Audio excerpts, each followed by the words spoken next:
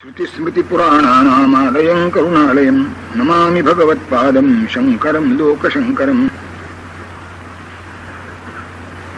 स्वविकारं परित्यज्य वस्तुमात्रतया स्थितः मनसस्सोत्तमा शान्तिर्ब्रह्मनिर्वाणलक्षणा।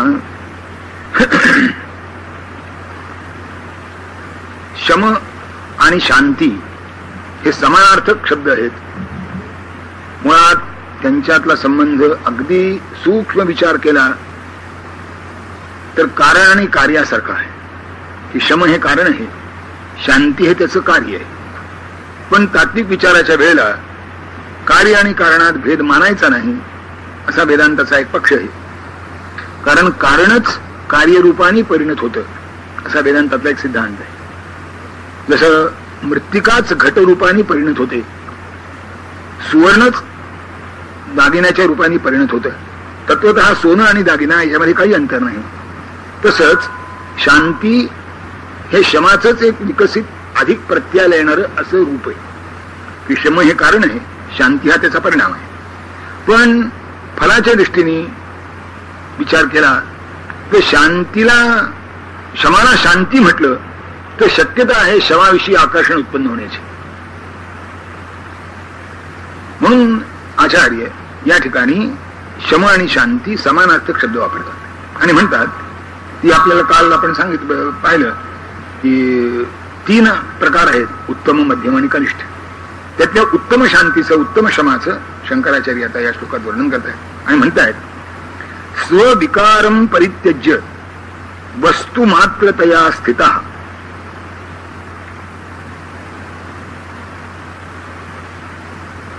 मन आधारित धरायचं इथे. मन हे आपले विकार सोडून, मनाचे जे सगळे विकार संभवतात ते सगळे मनाचे विकार सोडून जेव्हा ध्येयरूप होऊन मन राहतं, वस्तुरूप होऊन मन राहतं, ईश्वररूप होऊन मन राहतं, ब्रह्मरूप होऊन मन राहतं, ज्यावर तुम्ही आलंबन केलं असेल, जे आलंबनासाठी प्रतीक स्वीकारलं असेल, तद्रूप होऊन जेव्हा मन राहतं तेव्हा ती मनाची उत्तम शांती आहे असं समजावं. तो शमाचं ते उत्तम लक्षण आहे असं समजावं. याची परिणती ब्रह्मप्राप्तीतच होते म्हणून ब्रह्मनिर्वाण लक्षणा असं म्हटलंय की ही शांती, हा शम ज्याला प्राप्त झाला त्याची परिणती शेवटी ब्रह्मामध्ये होते, ब्रह्म प्राप्त करून देण्यामध्ये होते. म्हणून या शमाला उत्तम असं म्हणावं. म्हणजे आता इथे साधन आणि साध्य यामधलं अंतर फार कमी झालं. जवळजवळ नाहीच झालं म्हटलं तरी चालेल. कारण आपल्याला माहिती आहे की शंकराचार्यांनीच मोक्षाचं एका ठिकाणी वर्णन करताना, या प्रकरणात नाही पण इतरत्र आलाय, की मोक्ष कशाला म्हणायचं ते स्पष्ट करून सांग. न मोक्षो नभसः पृष्ठे न पाताले न भूतले. मग मोक्षो ही चेतो विमलम सम्यक ज्ञान विबोधित. की मोक्ष कुठे पेठ, कॉलनी, प्रांत, बेट, पर्वत शिखर अशी स्थळानं सांगता येईल अशी वस्तू नाही. न मोक्षो नभसः पृष्ठे किंवा स्वर्गादी लोक जसे सांगितले जातात तसंही मोक्षाचं स्वरूप नाही. न पाताले न भूतले म्हणजे चतुर्दश भुवन जी तुम्ही गृहीत धरली तर त्यामध्ये कुठेही मोक्ष नावाची एखादं भुवन नाही. मग मोक्ष कशाला म्हणायचं म्हणजे मोक्षो ही चेतो विमलम, निर्मल झालेलं जे मन आहे त्यालाच मोक्ष म्हणायचं. तुकाराम महाराज तुझा अभंग आहे त्याने असंच म्हटलंय की मोक्ष हे मनाचंच एक स्वरूप आहे. पण कसं मनाचं स्वरूप आहे? निर्मल झालेल्या मनाचं मोक्ष हे स्वरूप आहे. आपल्याजवळ जी मनं आहेत ती अशी निर्मल नाही आहे, ती बरबटलेली आहे, ती अस्वच्छ आहे, अनेक विकारांनी भरलेली आहे. हे जे मनाचं स्वरूप आहे ते निर्मल आहे. आणि निर्मल हा त्याचा एक भाग झाला. म्हणजे ज्याला आज इंग्रजीमध्ये की निगेटिव्ह स्टेट झाली, त्याची पॉझिटिव्ह स्टेट कोणती? मोक्षो ही चेतो विमलम. विमलम म्हणजे विमल, ज्याला मल गेला आहे म्हणजे निगेटिव्ह झालं. पॉझिटिव्ह आहे सम्यक ज्ञान विबोधित, योग्य शास्त्रशुद्ध अशा ज्ञानाने जे प्रबुद्ध झालं आहे, जे सावध झालं आहे, जे जाणीवेनं युक्त आहे, प्रबुद्ध ज्ञानाच्या जाणीवेनं जे युक्त आहे असं जे मन, त्या मनालाच मोक्ष असं म्हणतात. म्हणजे मन हे एकदा साधनही आहे आणि तेच साध्यही होतं. असं तर आहेच की जसं माणसाची पुष्टी आणि अन्न किंवा पौष्टिक पदार्थ, हे पौष्टिक पदार्थ शेवटी पुष्टी करण्यात होतात की नाही. म्हणजे जे खाण्यापूर्वी साधन असतं ते खाल्ल्यानंतर, विशेषतः पचल्यानंतर, मग आपण पचल्यानंतर साध्य होतं. म्हणून शंकराचार्य म्हणतात की आपले विकार सोडून जे मन वस्तुमात्रतया स्थिता, की आता एकाग्रता इतकी आहे की ते त्याच्यापेक्षा वेगळं काढता येत नाही, तद्रूप होऊन राहिलेलं आहे. असं मन जेव्हा तद्रूप होऊन राहतं, अशी एकाग्रता जेव्हा मनाला येते, त्यावेळेला ते जे मन आहे त्यांनी प्राप्त झालेला जो शम आहे तो उत्तम शम आहे. म्हणजे ते शुकाचार्यांसारखं, शुकी नुठिजेची कंदर्पे, शुकाचार्यांच्या अंतःकरणामध्ये काम उत्पन्नच होत नाही. उत्पन्न होतो आणि मग आवरावा लागतो, हे जरा थोडं खाली आलं, उत्पन्नच होत नाही. ही जी स्थिती आहे, म्हणून विकारम परित्यज्य म्हटलंय की विकार नाहीच. स्विकारम परित्यज्य चेता, हा चेत आणि मनात अंतर नाही. काय करतात की एकदा विभाग करायला लागलं म्हणजे एकेका गोष्टी करता एक एक विभाग करतात. ते संकल्प विकल्प मनाच्या आश्रयाने राहतात आणि स्मरण जे आहे ते चित्ताच्या आश्रयाने राहतात.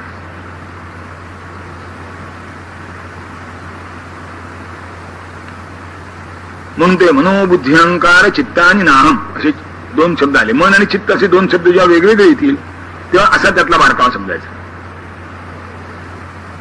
म्हणजे मग बुद्धीचं क्षेत्र चित्ताजवळ चिकडलं. पण आपण सामान्यतः स्मृती हा बुद्धीचा भाग समजतो, त्यात चूक काही नाही. कारण मन, बुद्धी आणि अहंकार यामध्ये अशा वॉटर टाईट कंपार्टमेंट दाखवणं अशक्य आहे. आपण त्यांच्या परिणामावरून किंवा त्याच्या कृतीवरून त्यांना नावाविधान द्यायचे, कारण एका चैतन्याचीच ती प्रतीक आहे.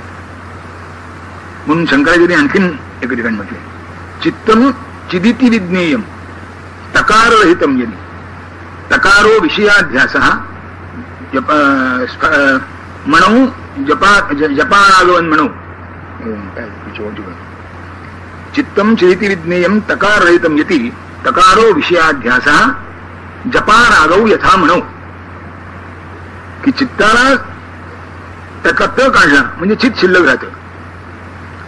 तर चित्त हेच चित्त आहे, चित्त हेच चित्त आहे किंवा तकार रहित होईल तेव्हा.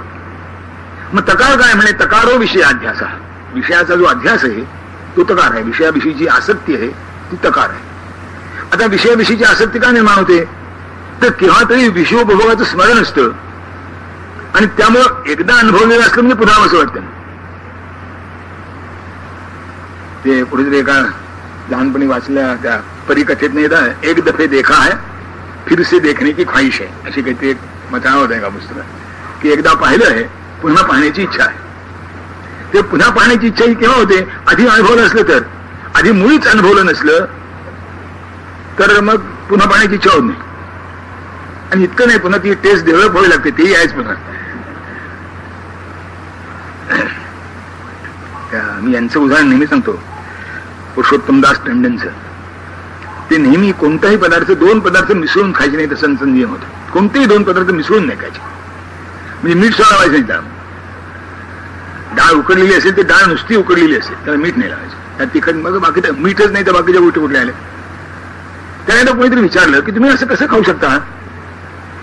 ते म्हणले त्या पदार्थाला स्वतःची चव आहे, तुम्ही इतर पदार्थ त्यात मिसळून ती बाधित करून टाकली, त्यामुळे तुम्हाला ती कळत नाही.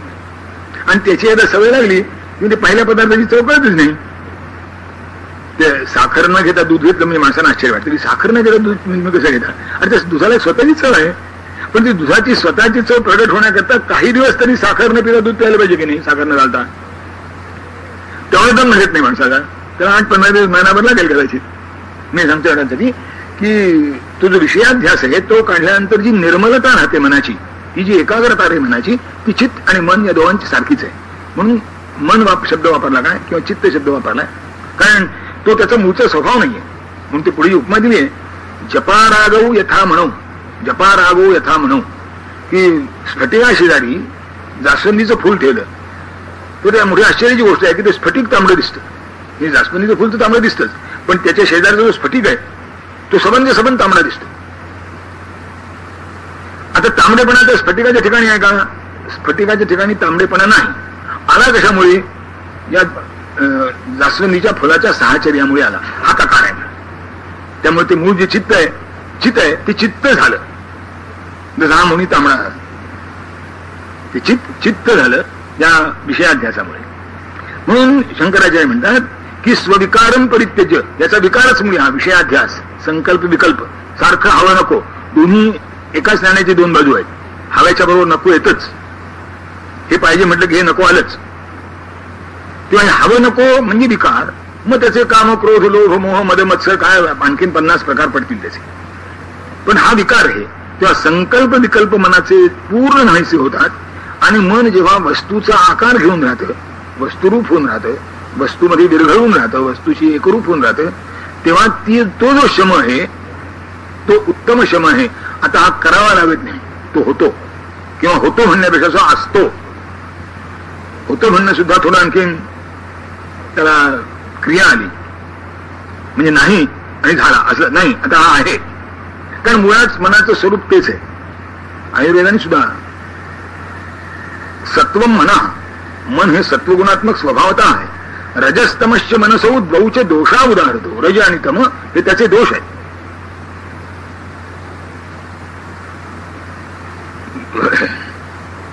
स्वविकारम परित्यज्य वस्तुमात्रतया स्थितः मनसस्सोत्तमा शांती ब्रह्मनिर्वाण लक्षण. ही उत्तम शांती आहे, हा उत्तम शम आहे. आणि याची परिणती म्हणून ब्रह्मनिर्वाण हेच तिचं लक्षण आहे. ब्रह्म प्राप्त होणं, ब्रह्माला प्राप्त होणं हेच त्याचं लक्षण आहे. आता मध्यमा शांती सांगतात. प्रत्यय संतान प्रवाह करणं धिया यदेशा मध्यमा शांती शुद्ध सत्वैक लक्षण.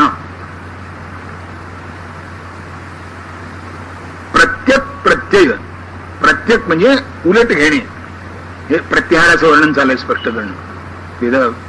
योगशास्त्राला जो प्रत्याहार सांगितला आहे तिथे शब्दाचा त्याचा अर्थ तोच आहे की प्रति अंशती, म्हणजे विषयाची जी नेहमी बहिर्मुख प्रवृत्ती असते, मनाची जी नेहमी बहिर्मुख प्रवृत्ती असते, त्याची ती बहिर्मुखता सोडून त्याला आत ओढून घ्यायचं. कारण ईश्वरानं मन बनवलं आहे किंवा इंद्रिय बनवली आहे त्याशी बहिर्मुखच बनवली आहे. आणि आपल्याला माहिती आहे की मन हा लगाम आहे, शास्त्राने सांगितल्याप्रमाणे. तो खेचलेला असला पाहिजे. आता खेचला म्हणजेच तुमच्याकडे ओढला पाहिजे. तर ही जी मनाची म्हणून, आणि हे सतत करणं म्हणजे प्रत्येकचा जो प्रत्यय आहे, मन किंवा विषयापासून वृत्ती उलट ओढून घेतली, या भावनेची जी जाणीव आहे, आपण उलट ओढून घेतो, या भावनेची जी जाणीव आहे त्या जाणीवेचं जे सातत्य आहे, प्रत्यय संतान प्रवाह करणं धिया, बुद्धीमध्ये हे जे उलट ओढून घ्यायचंय हे इतकं सारखं झालं पाहिजे की जणू त्यामध्ये अंतर नाहीच. ती संतती म्हणजे एक सलग उत्पन्न झालं आहे असं वाटावं. इतकी बुद्धीची जी प्रवृत्ती आहे तिला मध्यम शम म्हटलंय शंकराचार्य, की ही मनाची मध्यम शांती आहे. आणि ही कोणाला प्राप्त होते? शुद्ध सत्वैक लक्षणा. जेव्हा सत्व पूर्ण शुद्ध होतं तेव्हा ही प्राप्त होते. म्हणजे ते रजोतमो गुण तमोगुण जेव्हा जातात आणि केवळ सत्व जेव्हा मनामध्ये उरतं तेव्हा ही प्राप्त होते. आता त्याच्यात आणि याच्यात पहिल्यात याच्यात फरक आहे. तिथे झालेलं असतं आणि इथे होत असतं, हा दोन्हीतला फरक आहे. म्हणजे काय, इन मोशन म्हणतो ना आपण, तर इन मोशन आहे किंवा इन ऍक्शन आहे, ते झालेलं आहे, म्हणजे कम्प्लिशन आहे. तिथे हे अजून कम्प्लिशन नाही. म्हणून ती तिथे वस्तुरूप झाली. आता ही त्या मार्गाने चालू आहे. पण कशी चालू आहे? सतत चालू आहे. आपल्याला जो अनुभव येतो तो खंडिताचा अनुभव येतो, सातत्याचा अनुभव येत नाही. खंडिताचा अनुभव येतो सामान्यतः, केव्हा ते मधनं येतो, केव्हा तरी येतो, पण येत नाहीच नाही. की विषयापासून मन विन्मुख झालं आहे, अंतःकरणात विषयाची जाणीव नाही, असं कधीच होत नाही. हे खरं नाही, कधीतरी होतं. पण हे जे कधीतरी होतं त्याला सातत्य नसतं. तिथे शंकराचार्य म्हणतात की हे सतत टिकून राहतं. प्रत्यय संतान प्रवाह करणं धिया तदेशा मध्यमा शांती. ही मध्यम शमा आहे. शमाची जे मी 3 प्रकार तुम्हाला सांगितले, उत्तमो मध्यमश्चैव, त्यातला हा मध्यम प्रकार आहे. कारण इथे थोडा प्रयत्न करावा लागतो. तिथे प्रयत्न संपले आहेत, इथे प्रयत्न करावा लागतो. म्हणजे तिथे मंगाला जे जेवणाचं उदाहरण दिलं होतं ना, ते जर लांबायचं, हे चालू जेवण आहे. एक घास होतो, तोंडात घालतो, चावतो, गिळतो, पुन्हा दुसरा, एका पाठोपाठ एक, म्हणजे अंतर नाही. गप्पा मारणारे लोक असतात, त्यांचं अंतर राहतं, ती गोष्ट नाही झाली. पण आयुर्वेदाने गप्पा मारी जीवन असं सांगितलंय शास्त्र. अजल्पन अहसन तन्मना भुंजित, जेवताना सुद्धा तन्मन जेवावं. आता जेवताना सुद्धा तन्मन असावं, पूजेत किती असावं लागेल. आणि स्वच्छ शब्दात त्यांनी सांगितले, अजल्पन अहसन तन्मना भुंजित, बडबड करू नये, हसू नये, ठसके वाजायला लागत नाहीत, मग ठसका लागतो.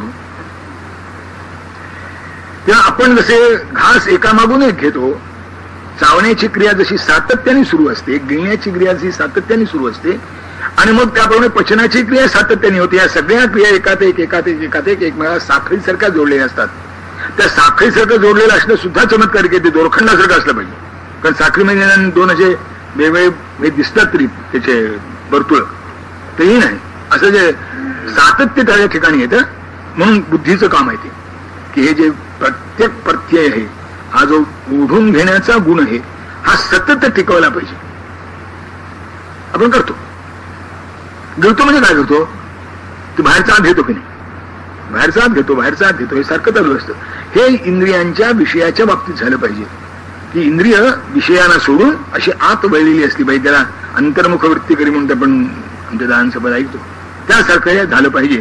पण हे सातत्याने झालं पाहिजे. बुद्धीचा प्रवाह तिकडे सतत असला पाहिजे. याचा अर्थ तुमची दक्षता तशी असली पाहिजे, कधीही बेसावध होता कामा नये, सतत सावध असलं पाहिजे. अखंड सावधान, समर्थ जे पुन्हा पुन्हा शब्द वापरतात, त्याचं साखंड सावधान राहिलं पाहिजे.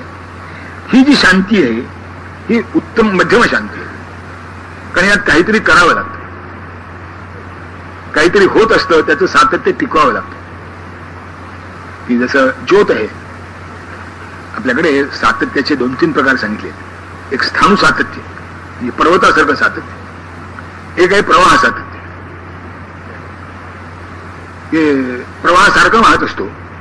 किंवा ज्योतीचं सातत्य जे आहे, ती ज्योत आपल्याला माहिती आहे की क्षणाला पालटत असते. पण ते पालटणं इतक्या वेगाने असतं की मध्ये त्याला पॉज आहे, मध्ये काही अंतर आहे असं वाटतच नाही. पंखा अगदी वेगाने फिरायला लागला म्हणजे पुष्कळ हे अखंडता बकडी दिसते. सौम्य ठेवला म्हणजे मधनं जर असं दिसतं, पण फार वेगाने जर पंखा फिरायला लागला तर वर्तुळ सबंध अखंड आहे असं वाटतं. तेव्हा अशी सातत्याची जी स्थिती आहे, म्हणजे ही ठेवावी लागते. याला सावध असावं लागतं, याला प्रयत्न करावा लागतो. मध्ये मध्ये जर कुठे अडथळा असेल तो अडथळा नेमका लक्षात ठेवून काढावा लागतो, म्हणजे सातत्य टिकतं. किंवा अशी म्हणून प्रयत्न करावे लागत असल्यामुळे मध्यम आहे. तदेशा मध्यमा शांती शुद्ध सत्वैक लक्षणा विषयं व्यापृतीं त्यक्त्वा श्रवणैक मनस्थिती मनसश्चेतना शांती मिश्र सत्वैक लक्षणा. विषय व्यापृतीं त्यक्त्वा म्हणजे मन विषयाकडे जातं, त्याला व्यापतं, लक्षात येईल तुमच्या की हे नाही, आता नको, मग ते तिथून पुन्हा परत आणता तुम्ही. आणि म्हणून त्यांनी श्रवणाचंच उदाहरण दिलं, जे आपल्या नेहमीच्या अनुभवाचं आहे. त्यांनी म्हटलंय की श्रवणैक मनस्थिती, सगळं मन त्या श्रवणामध्ये एकाग्र करण्याचं. म्हणजे कसं करावं लागतं, तिकडनं खेचून घ्यावं लागतं, पुन्हा पुन्हा तिकडे ते व्यापून असतं, पुन्हा पुन्हा खेचून घ्यावं लागतं. कसं नसतं मन, एक अनुभवाची गोष्ट समजून, सगळ्यांच्या अनुभवाचे. आपण ऐकायला बसल्या, इतक्या लांबून इथपर्यंत येता म्हणजे ऐकण्याची जिज्ञासा नाही, यात ती शंका नाही. पण असं जर कोणी आत शिरला ना, तर माझ्याकडे बघायला सोडून सगळे लोक त्याच्याकडे बघतात. मला दुःख होतं या गोष्टीचं, हे काय मी इतका सगळं ओरडतोय, माझ्याकडे कोण लक्ष देत नाही. त्या येणाऱ्या माणसाचा मत्सर वाटतो मला.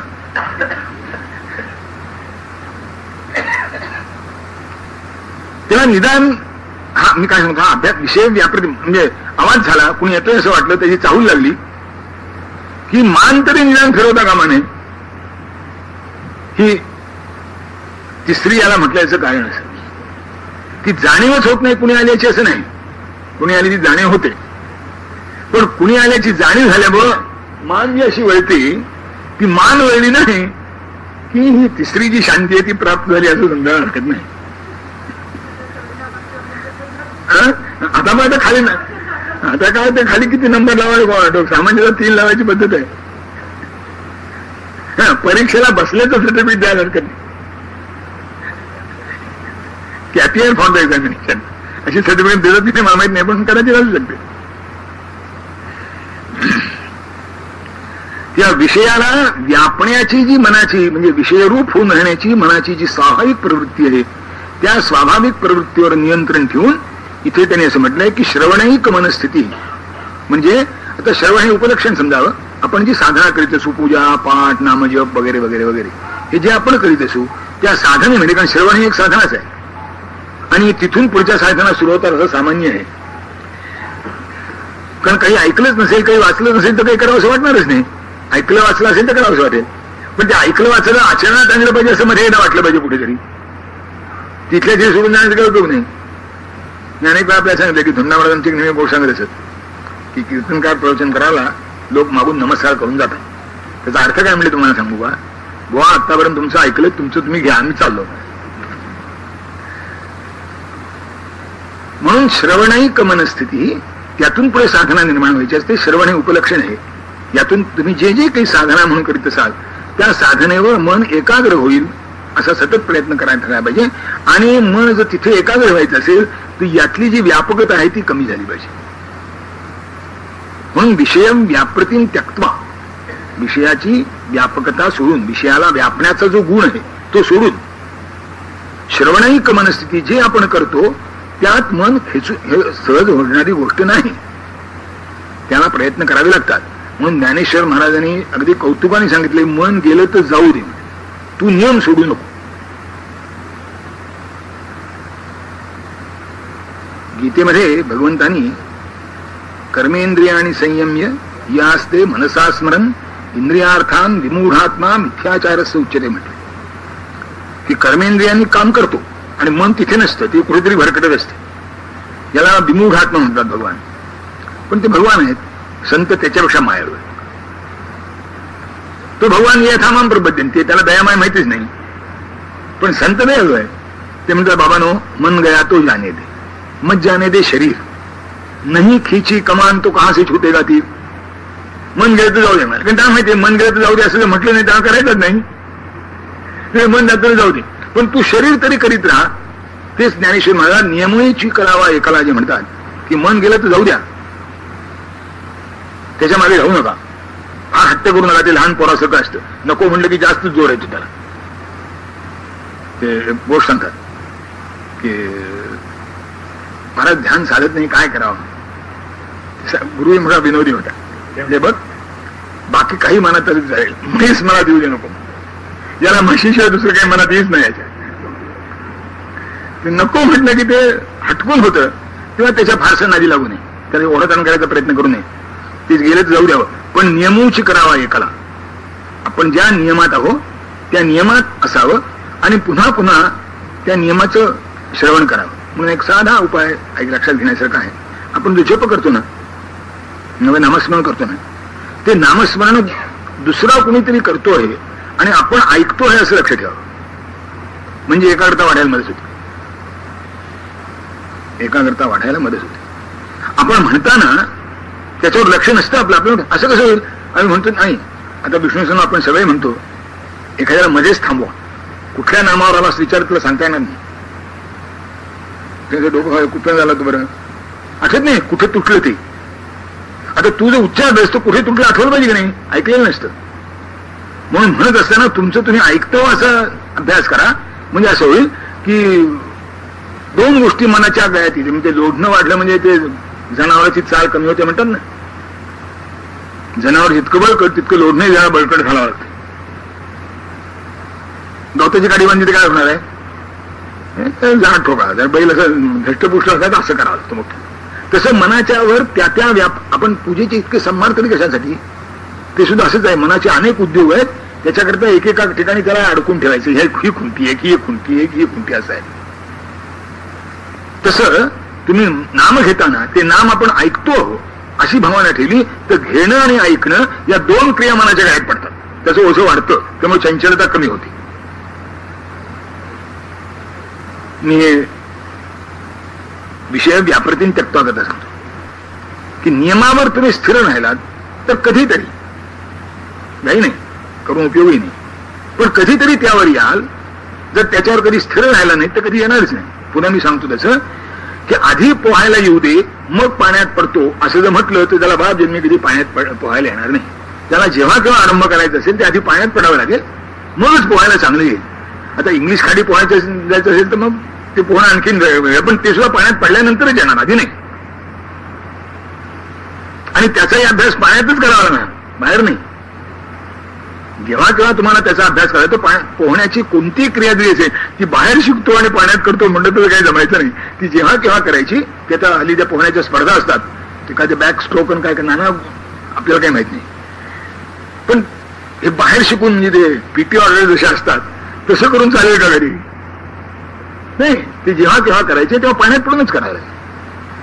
हे जसं जेव्हा करायचं तेव्हा पाण्यात पडून करायचं, तसं साधना करता करताच मनाच्या एकाग्रतेचा अभ्यास केला पाहिजे. आधी मन एकाग्र होऊ दे, आधी मनात येऊ दे, आधी मन लागू दे, मग साधना करतो म्हटलं तर जन्मकोटी शतैरपी कधी शक्य नाही. जेव्हा काय आरंभ होईल तर इथूनच होईल. म्हणून हा अभ्यास प्रयत्नपूर्वक केला पाहिजे. प्रत्यय तुमचा विषय व्यापृतीन त्यक्त्वा श्रवणैक मनस्थिती मनसश्चेतना शांती शुद्ध सत्वैक लक्षणा.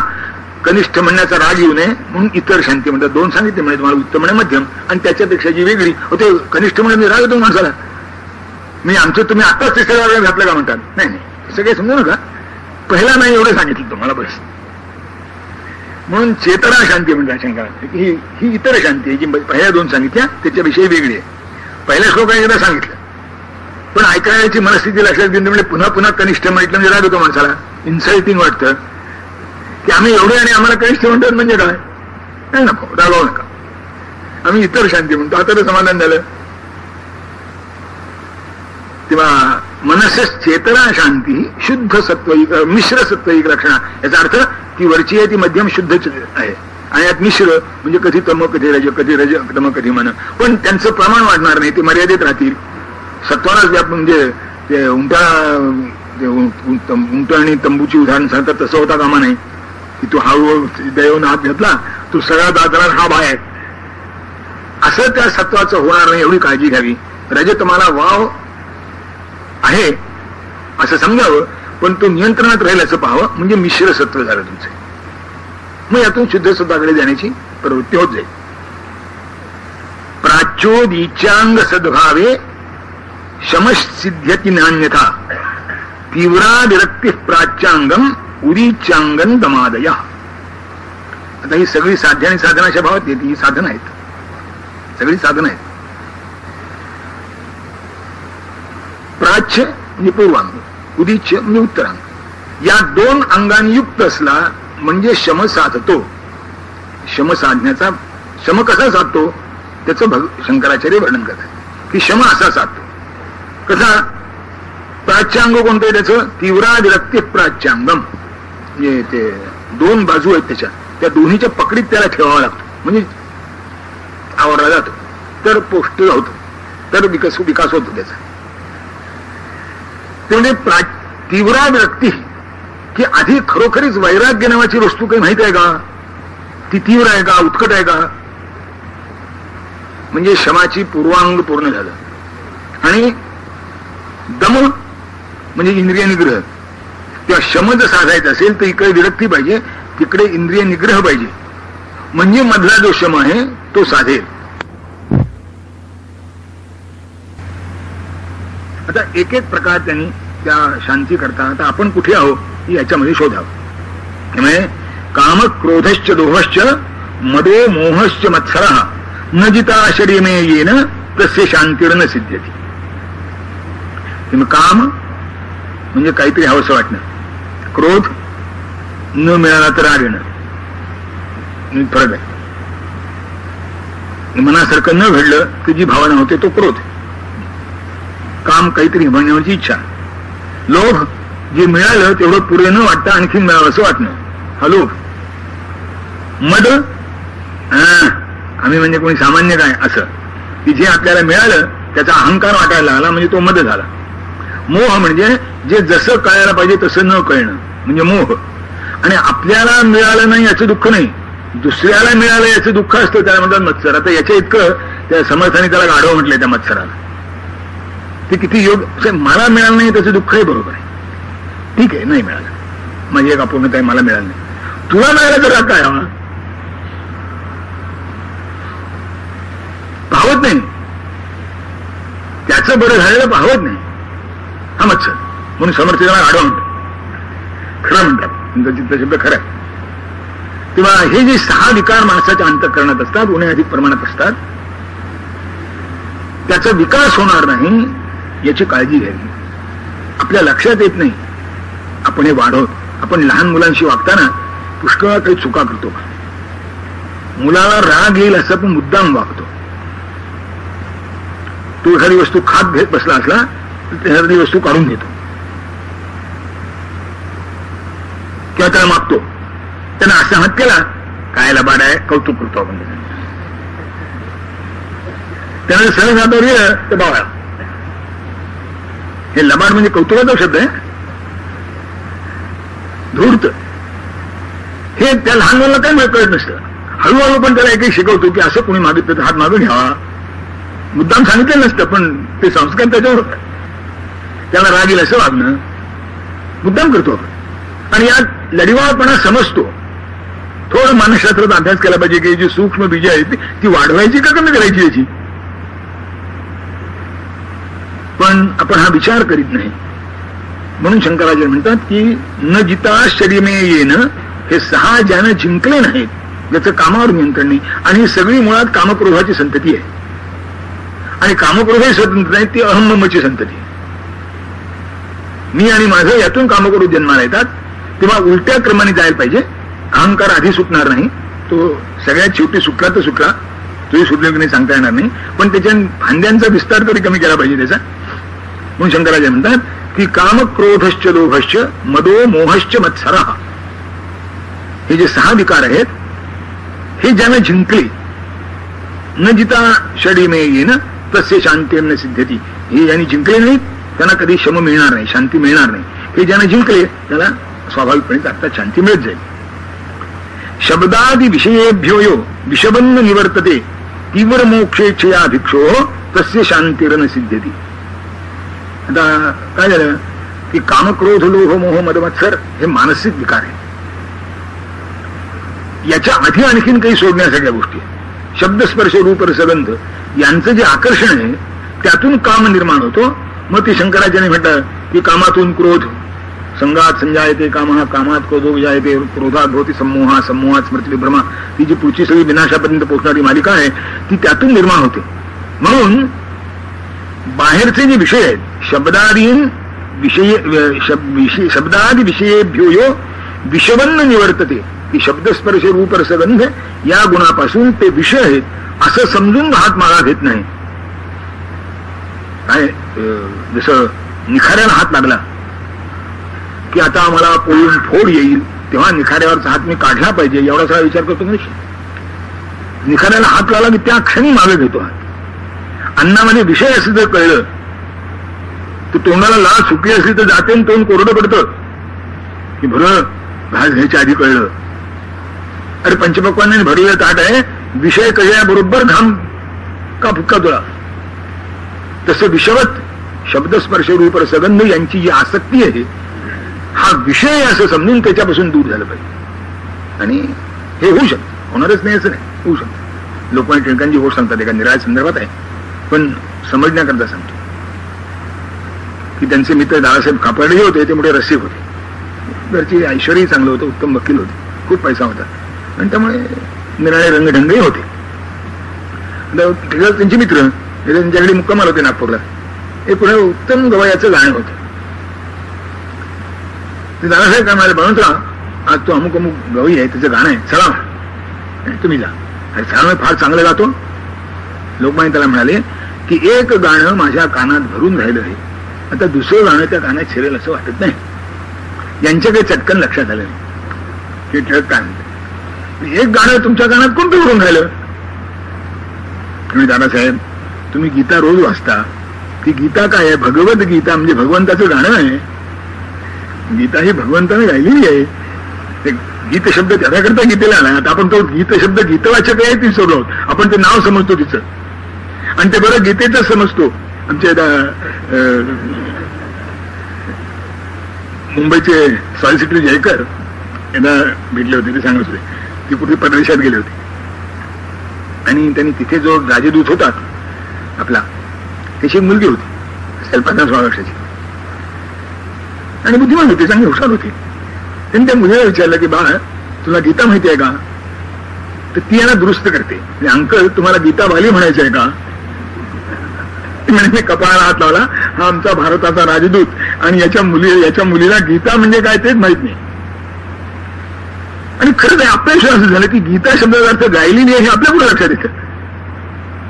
आम्ही ते गीता त्याचं नाव समजतो की त्या ग्रंथाचं नाव गीता, त्या ग्रंथाचं नाव गीता नाहीये, ती त्याला लक्षणेने प्राप्त झालेलं आहे. मुळात त्या ग्रंथाचं खरंच नाव जे असेल ते उपनिषद हे त्याचं नाव आहे.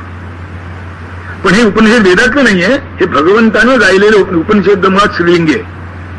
म्हणून भगवद्गीता उपनिषद, भगवद्गीतोपनिषद असं आहे ते, की भगवंतानं गायलेलं उपनिषद म्हणून आपण भगवद्गीता म्हणतो. त्यातलं मागचं भगवत गेलं, पुढचं उपनिषद गेलं आणि मधलं गीता तेवढं लक्षात दिलं राहिलं आपल्या. मी शब्दादीन विषयांस त्यक्त्वा म्हणून सांगतो, असं करावं लागतं. गांधींचीच एक गोष्ट, ते त्या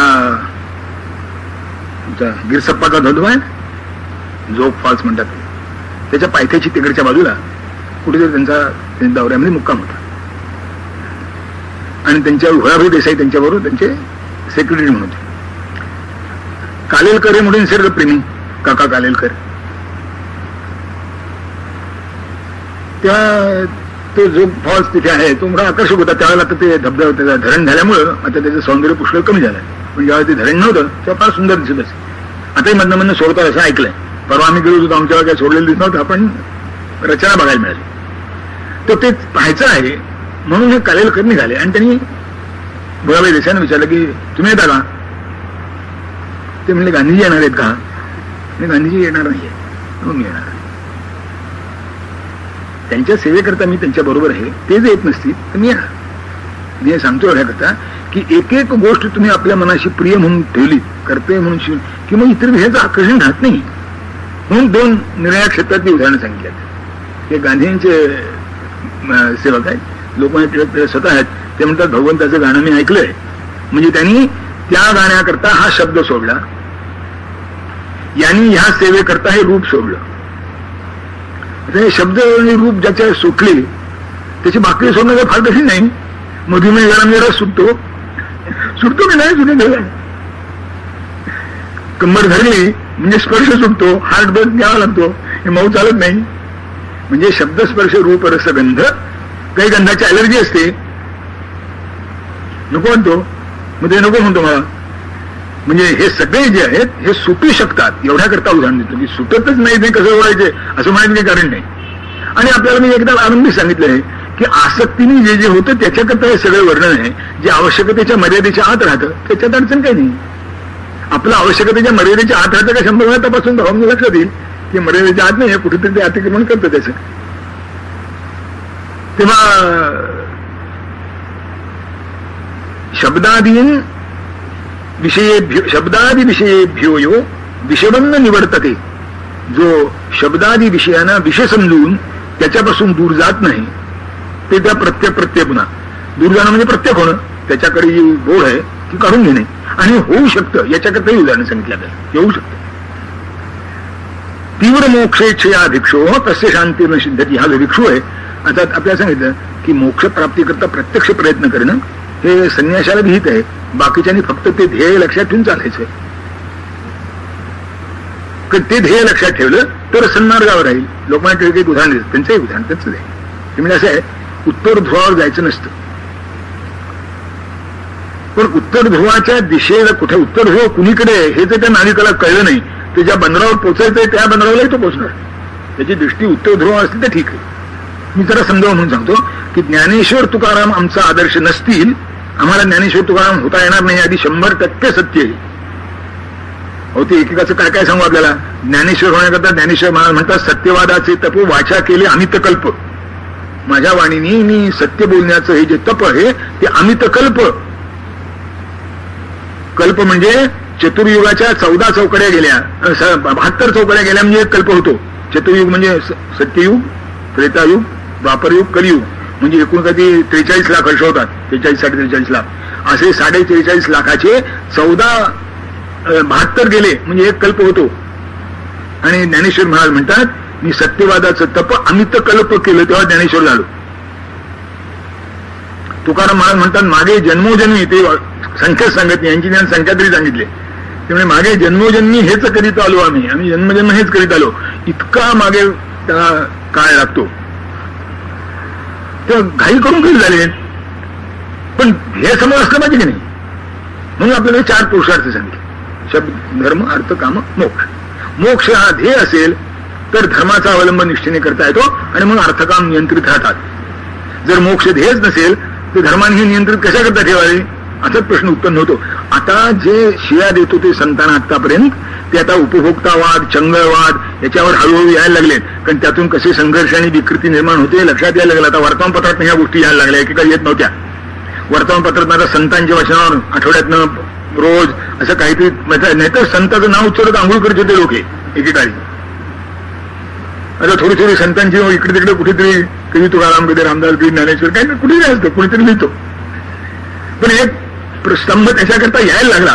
आपण एक 25 वर्षापूर्वीची वर्तमानपत्र काढून बघा, आपल्याला सापडणार. तेव्हा ते ध्येय आहे. म्हणून त्यांनी भिक्षुद्ध हे का सांगितलं की याची आत्यंतिकता जी आहे, याची शुद्धता जी आहे, याची परमोत्कर्षता जी आहे ती भिक्षू करता आहे, संन्याशाकरता आहे. पण त्याच्याकरता ती आहे, आपल्याकरता ती नाही असं समजून चालणार नाही. त्या दृष्टीने थोडा थोडा प्रयत्न असेल तर जेव्हा केव्हा साधेल तेव्हा हे करता येईल. तेव्हा करू म्हटलं ते होणार नाही. ते म्हणून वेदांतामध्ये एक सामान्य वचन सांगितले, यावत स्वस्थमिदम शरीर मरुजम यावत जरा दूरतो यावत चेंद्रिय शक्तीर प्रतिहता यावत क्षयो नायुषः आत्मश्रेयसी तावदेव विदुषा कार्य प्रयत्नो महान संदीप्ते भवने तु कूप खननम प्रत्युद्यम कीदृशः. यावत स्वस्थमिदम शरीरम अरुजम, निरोगी शरीर जोपर्यंत स्वस्थ आहे, यावत जरा दूरतो, म्हातारपण अजून खूप दूर आहे, जोपर्यंत इंद्रियांची ताकद भरपूर आहे तोपर्यंतच आत्मश्रेयसी तावदेव विदुषा कार्यप्रयत्न मान, आपलं कल्याण व्हावं म्हणून त्याच वेळा प्रयत्नाला लागावं. संदीप्ते भवने तू कूप खननम प्रत्युद्यम कीदृशा. घराला आग लागल्यानंतर आता वीड खोदायला लागलं तर कसं व्हायचं, तेव्हा वीड आधीच खोदलेली असली पाहिजे म्हणजे पाणी प्यायला उपयोगी पडते, आग लागलीच तर जायला उपयोगी पडते. म्हणून तो घराला आग लागली म्हणजे पाहू, नंतर आपल्या म्युन्सिपालिटी पुष्कळ झाली, त्या निमित्त पाणी येत नाही. आता किती येणारे कोण होतात, पाण्याची हाहाकार सुरू झाला असं म्हणतात. तेव्हा आपल्याला ज्या क्षणी उजाडेल त्या क्षणी ह्या मार्गाला लागलं पाहिजे. साध्य ते होणार नाही हे बरोबर आहे. इथे आग्रही नाही, आग्रही नाही. म्हणून तर आपली संस्कृती अशी श्रेष्ठ आहे की त्यांनी अर्थकामाची निंदाही केली आहे आणि अर्थकामाचा स्वीकारही सांगितले. पण त्याला मागे धर्म असला की अर्थकामाचा स्वीकार आहे. मी काल आपल्याला सांगितलं होतं की रजिस्टर्ड मेडिकल प्रॅक्टिस सर्टिफिकेट असलं की मग अडचण काही नाही, ते नसलं नाही चालेल. ते अर्थकाम हे मोकळे असता काम नाही.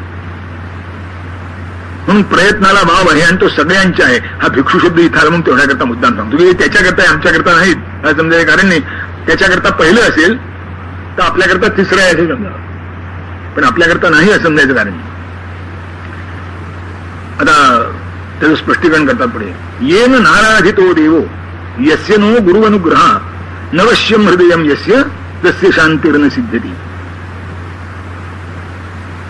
येन नाराधितो देवा, ज्यांनी ईश्वराची पूजा कधी केली नाही, यस्य नो गुरुवनुग्रह, गुरुचा अनुग्रह ज्याच्यावर झाला नाही, नवश्यम हृदयम यस्य, ज्याचं मन त्याच्या स्वाधीन नाही, तस्य शांतिर्न सिद्धती. एक एक पर्याय सांगतात शमाचे, की शम प्राप्त होण्याकरता काय काय करावं. आता हे तिसऱ्या नंतरचं क्रम आहे. तुम्हाला तिसरा होता खाली पाहिजे होता ना, तो एक एक खाली काही आला.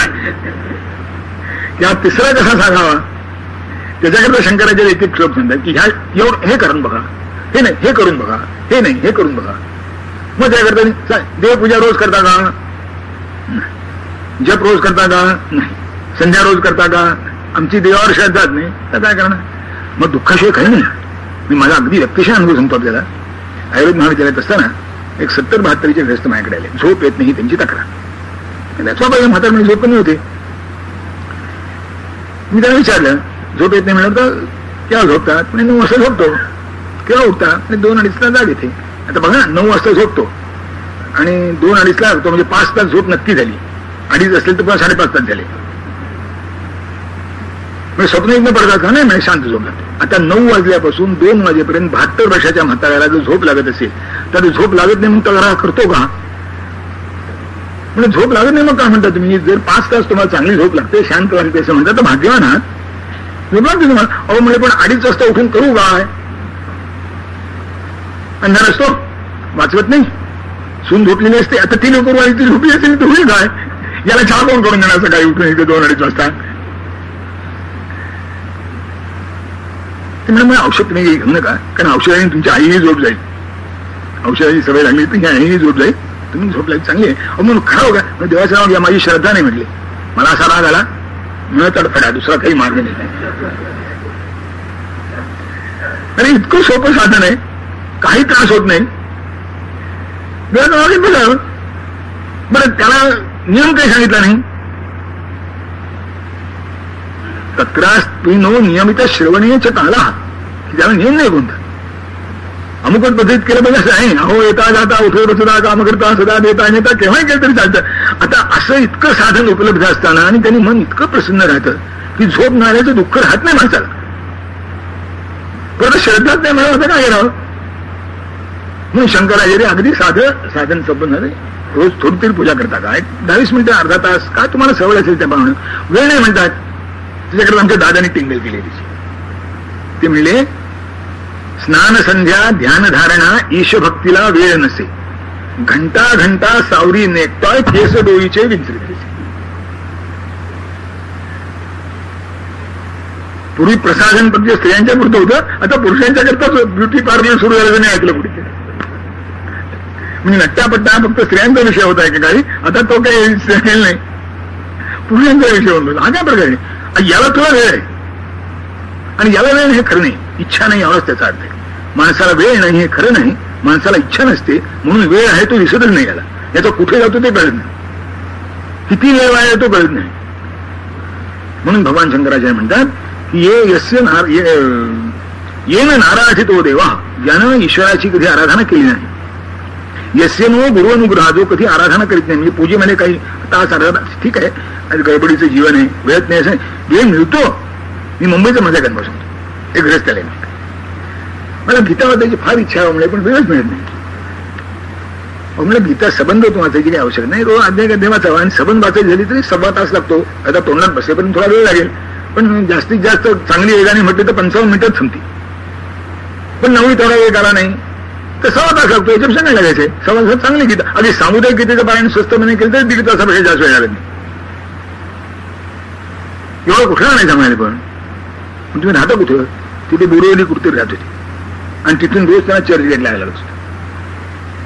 आता बोरिवलीपासून चर्चगेटला येताना आधी फास्ट ट्रेन जरी असली तरी सामान्यतः तासभर लागतो. म्हणून तुम्ही तुमच्या तिथून सुटणाऱ्या गाड्या असणार तर 1-5 मिनिटं लवकर जा, एखाद्या कोपऱ्यात बसा आणि गीता वाच. चर्चगेटला या, एकदा गीतेचं पारायण होईल, जन पाहून होईल पहिल्या प्रथम, पुन्हा जाता नाही होईल. आमचा पत्त्या चकल बसतो म्हणले. आता काय सांगा, म्हणजे जो वेळ तुमच्या हाताशी आहे तुम्ही पत्ते घेण्यात यायला. आता सकाळी लवकर उठून जावं लागतं, घरी यायला रात्री उशीर होतो, ऑफिसमध्ये करता हे ठीक आहे. म्हणजे ऑफिसमध्ये सुद्धा मासिकं वाचतात फाईलमध्ये घालून, तिने पाहिले. पण वेळ नाही म्हणण्याला काही अर्थ नसतो. कॅन्टीन मी अनेक वेळा बघितलंय की ज्याला भेटायला ऑफिसमध्ये जावं त्याच्या सेक्रेटरीमध्ये तो क्लार्क कॅन्टीनमध्ये सापडतो. आता सकाळी गेलं कॅन्टीनमध्ये, दुपारी गेलं कॅन्टीनमध्ये, संध्याकाळी गेलं कॅन्टीनमध्ये. आहे काय प्रकार हा? हा काम करतो तेव्हा कोणा ठाऊक. म्हणजे वेळ नाही हे खरं नाही, याला वेळ काढायचा नसतो. आता म्हणजे त्याला काय करणार? तडफड नाही, दुसरा काही मार्ग नाही. येन नाराधितो देवा यस्य नो गुरु अनुग्रह, देवाची आराधना करावी हे सुद्धा कुठेतरी शब्दशास्त्र प्रमाणे घ्यावं लागतं. ज्ञानेश्वर महाराज सांगतात, तुकाराम महाराज सांगतात, रामदास स्वामी सांगतात की अरे हे बरं नाही, हे करीत जा, याच्यात वेळ सगळा घालू नको, तुझ्या बरोबर कोणी येणार नाही, वगैरे वगैरे जेव्हा सांगतात तेव्हा केव्हा तरी माणसाला उजाडतं, मग काय असं वाटतं हा गुरुचा अनुग्रहच आहे. दासबोधातून काढला काय, गाथ्यातून काढला काय, ज्ञानेश्वरीतून काढला काय, अशा सद्ग्रंथांतून काढला काय, तो वर्णूकच आहे. तो जर केला नाही तर ही इच्छा कधी व्हायचीच नाही, आणि इच्छा कधी झाली नाही तर प्राप्ती कधी मिळालीच नाही. नवश्यम. आणि हे सगळं आणखीन या दोन गोष्टी करता करता यातून आपल्याला साधायचंय काय, आपलं आपल्यावर नियंत्रण प्रस्थापित झालं पाहिजे. आपलं आपल्यावर नियंत्रण प्रस्थापित झालं पाहिजे. कारण शेवटी उपयोगी पडणार आहे ते उपयोगी पडणार आहे, बाकी कोणी उपयोगी पडत नाही. म्हणून गीतेतला अत्यंत महत्वाचा श्लोक जो कोणता असेल तर तो आत्मैव आत्मनो बंधू आत्मैव रिपुरात्मना बंधुरात्मा आत्मनस्तस्य येनात्मैव आत्मना जितः अनात्मनस्सु शत्रुत्वे वर्तेत आत्मैव शत्रुवत. हा सगळ्यात महत्वाचा श्लोक आहे. ही वृत्ती ठेवण्याकरता दोन गोष्टी सांगून झाल्यानंतर त्याचा परिणाम काय झाला पाहिजे की तुमचं तुमच्यावर नियंत्रण प्रस्थापित झालं पाहिजे. मनाने कित्येक वेळा उत्कटतेने करावं असं वाटलं तरी ते शरीराकडून घडणार नाही, एवढी काळजी तरी तुम्हाला घेता आलीच पाहिजे. हे मनाचं नियंत्रण आहे, हे हृदय वश झाल्याचं लक्षण आहे. नवश्यम हृदयम यस्य तस्य शांतिर्न सिद्ध्यति. मनःप्रसाद सिद्ध्यर्थम साधनम श्रूयतां बुधैः मनःप्रसादो यद भासत्वे यद भावे न सिद्ध्यति.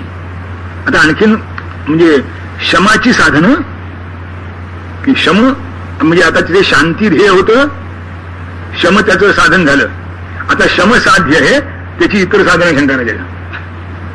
मनःप्रसाद सिद्ध्यर्थम मनाचा प्रसाद प्राप्त होण्यासाठी साधनम श्रूयताम बुधैः बुधानी साधना ऐकावी म्हणारे. मनःप्रसादो यत् सत्वे यद भावे न सिद्ध्यति.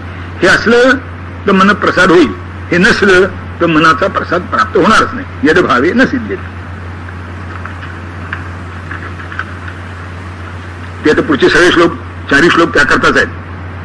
ब्रह्मचर्यम अहिंसा च दया भूतेष्ववक्रता विषयेष्वति वैतृष्ण्यम शौचं दंभ विवर्जनम सत्यं निर्ममता स्थैर्यम अभिमान विसर्जनम ईश्वर ध्यान परता ब्रह्मविद्भिः सह स्थितिः ज्ञानशास्त्रैकपरता समता सुख दुःखयोः मानानासक्तिरेकान्त शीलता च मुमुक्षुता यस्यैतद्विद्यते सर्वं तस्य चित्तं प्रसीदति न त्वेतद्धर्मशून्यस्य प्रकारांतरकोटिभिः. शंकराचार्य म्हणतात की मनाची शांती तुम्हाला पाहिजे ना, मनाचा प्रसाद. मग ते पुन्हा शांती आणि प्रसाद समानार्थक शब्द आले. तो आणखीन शांतीपेक्षा स्पष्ट झाला प्रसाद शब्द, कारण प्रसादामध्ये प्रसन्नता अभिप्रेत आहे. आपल्याला शांतीपेक्षा प्रसन्नता जास्त आकर्षक वाढण्याची शक्यता आहे. कारण ते शांतीपेक्षा थोडी आणखीन म्हणजे विकसित शांती म्हणून आपण. कमळ जसं विकसित म्हणजे कळी अर्धविकसित आणि पूर्ण विकसित, तसं शम म्हणजे कळी थोडं अर्धविकसित म्हणजे शांती आणि पूर्ण विकसित म्हणजे प्रसाद. वर्णनापुरतं तिन्ही एकच आहे. पण आपल्याला जास्तीत जास्त आकर्षक म्हणजे शमाने काही फारसं कळत नाही, कारण शमाचा संयमार्थ होतो. शांती हे त्याचं फल आहे. शांती तरी कशा करता बरं वाटतं, हे जे बरं वाटत नाही तो प्रसाद. तेव्हा हे जे प्रसन्नता आहे ही तुम्हाला प्राप्त व्हायची असेल तर आम्ही आता सांगतो या सगळ्या उपायाचा अवलंब केलाच पाहिजे म्हणा. हवी असली तर, जर तर आहेच, नकोच असली प्रश्न आहे कोणाला. हवी असली तेही केलं पाहिजे. यस्यैतद् विद्यते सर्वम, हे सगळे आता जे सांगणार आहे हे सगळे यस्यैतद् विद्यते सर्वम, हे सगळे ज्याच्या जवळ आहेत तस्य चित्तं प्रसीदति, त्याच्या चित्ताला प्रसन्नता प्राप्त होते. सगळे नत्वेतद् धर्मशून्यस्य, हे धर्म ज्याच्या अंतःकरणात नाहीत, या धर्माचा अभाव ज्याच्या जवळ आहे. प्रकारांतर कोटिभिः, कोट्यावधीचे प्रकार जरी तुम्ही केलेत याच्या वाचून, हे अलीकडच्या काळात फार लक्षात ठेवलं पाहिजे. पण इतकी खोळ निघाली आहे की कशातून शांती मिळेल, कशातून समाधी प्राप्त होईल आणि कशातून मनाला काय कोण काय सांगेल याचा नियमच नाही. म्हणजे कसेही वागा एवढं करा म्हणजे झालं, कसेही वागा एवढं करा म्हणजे झालं, कसेही वागा एवढं करा म्हणजे झालं, असं सांगणारे पुष्कळ संप्रदाय आहेत. आणि त्याच्या मागे जाणारे लोकही पुष्कळ आहेत. ते चांगले अगदी उच्चभ्रू वर्गातले आहेत, बुद्धिमान आहेत, सगळं आहे. कुणी ध्यान सांगतो, कुणी काय काय सांगणार नाही तर आहेत. शंकराचार्य म्हणतात की प्रकारांतर हे नसलं तर बाकीचं किती असो. ते आमचे मी परवा आपल्याला सांगितलं ना, सांगितलं की बीबी गोखले म्हणून सदग्रस्त आहेत, त्यांनी ध्यान विद्या नावाचं एक लहानसं पुस्तक दिले. त्यात 48 प्रकारची ध्यानं उल्लेखली. ती काय ध्यान आहेत कोणा ठेव, 48 प्रकार सांगितले त्यांनी संप्रदायात. ठीक आहे, त्याचा सगळ्याच उपयोग होईल. कोणते वेट असेल हे मला आहे का? ही त्यांची अंग उपांग आहेत का? याला तुम्ही स्थान दिलंय का? आता जे सांगणार आहोत त्याला हे जर दिलं असलं तर तुमच्या या सगळ्याला अर्थ आहे. हे जर दिलं नसलं काय कशाला याद नाही. आणि शंकराचार्य सांगतायत त्यांच्यावर आता विश्वास. त्यांनाच वेळेत काढला म्हणजे प्रश्न पेटला नाही. त्यांनाच वेळेत काढायचं ते आहे आपल्या प्रसिद्ध. म्हणजे आधी आचार्य होते, मग भगवान झाले, पुढे शाळे. त्याने एक गोष्ट सांगितली, म्हणजे ऐकणं ही गोष्ट. ते म्हणजे आतापर्यंत ही सगळी साधनं लोकांनी सांगितली ती माणसाला शक्य नाही तशी सांगितली. आणि तुमचा उद्धार का झाला नाही? तुम्ही या साधनाचा सांगतो तसा अवलंब केला नाही म्हणून तुमचा उद्धार झाला नाही. याला गोष्ट सांगायची. काय गोष्ट? ते पंखेवाला होता. तो रस्त्याने पंखे घ्या, सुंदर सुंदर पंखे, छान छान पंखे वगैरे उरडत चालला होता. एकच रस्त्याला उकडत होतं, उकाळा वाढला होता. तो एक पंखा घेऊ विकत आपण म्हणून तो गॅलरीत उभा होता. तो त्याने हाक मारली, म्हणजे बरी मला एक पंखा घ्यायचा. म्हणजे घ्या पंखा. काय 100 रुपये? अरे एवढासा पंखा 100? आमचा पंखा चांगला आहे. तुम्ही असा पंखा याच्यापूर्वी कधी पाहिला नाहीत, याच्या पुढे कधी पाहण्याची शक्यता नाही. माझा पंखा एकमेवा द्वितीय आहे. म्हणजे मी वापरून बघून सांगेन तुला. वापरून बघ, माझी ना. पंखा कसा वापरायचा मला माहिती आहे ना. आता ते तेवढे मला शिकवतोस का? म्हणजे बरं. त्याने पुढं वाढवलं नाही आपलं बोलणं, कारण ते आलट झालं असतं. तेव्हा पुन्हा मी वापरून बघतो. आता याने पंखा तो इतका नाजूक होता, उचलला असा गेला मोडला. काय म्हणलं नाही, 100 रुपये सांगत होते. मी शहाणा म्हणून त्याला वापरून बघून सांगतो म्हणावे. म्हणजे आपल्या व्यवहार चातुर्यावर खुश झाले. तर म्हणजे आज उद्या येतच नाही. पंखा मोडून गेला तर येतो कशा? तू दुसरी दिवशी नेमका ठरवल्या वेळेला आला. काय साहेब म्हणलं, आमचा पंखा वापरून मिळेल नाही. हा बघ म्हणले, तुझा पंखा मोडून गेला तुझा. मग तुम्ही वापरण्यात चूक केली असली. कसा वापरा म्हणे? नेहमी पंखा वापरला तसा दहा, आमचा पंखा विशेष मिळाले म्हणजे 100 रुपये किंमत कशा करते त्याची? अरे मी असा उचल असा करा तो मोडला. हा तेच तर चुकलं म्हणा तुमचं. हा पंखा असा खोचून ठेवायचा आणि त्याच्यापुढे आपली मान हलवायची. ही गोष्ट कशा करता? आतापर्यंत जी साधनं आतापर्यंतच्या लोकांनी सांगितली यांच्यापूर्वी ती सगळी अशी होती. ही साधनच निरुपयोगी होती. तुम्ही वापरताना चूक केली, तुम्हाला ते वापरणं जमलं नाही, ती तुम्ही आत्मसात केली नाहीत म्हणून तुमचा उद्धार झाला नाही असं सांगतात. म्हणजे साधनच चूक होती. आता हे नवीन पंखा घेऊन आले, तिथून मोडणार नाही. आतापर्यंत लोकांनी असं केलं. म्हणून शंकराचार्यांचं वाक्य आहे की हे याच्या वाचून जर कोणी सांगत असेल, याच्या मी आता तुम्हाला ज्या गोष्टी सांगणार आहे त्यात आपण उद्या सांगू.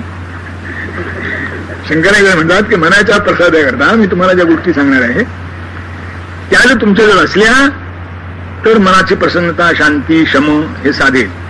हे जर तुमच्याजवळ नसलं तर प्रकारांतर कोटी, याच्या व्यतिरिक्त कितीही प्रकार असोत, ते जे कोट्य 48च मोडलेत, अजून पुष्कळ निघतील, असे कोट्यवधी प्रकार जरी असले तरी त्या कोट्यवधी प्रकारांचा सुद्धा काही उपयोग नाही. हे साधलं तर त्यातला कोणी उपयोगी पडेल, हे साधलं नाही त्यातला कोणी उपयोगी पडायचं नाही. किती असो, मग सांगणारा कसाही असो, त्याची भाषा कितीही गोड असो, तो कितीही प्रभावीपणे सांगो. अगदी माणसं डोलतात म्हणे, हो नाचतात सुद्धा, ते डोलतात काय नवल.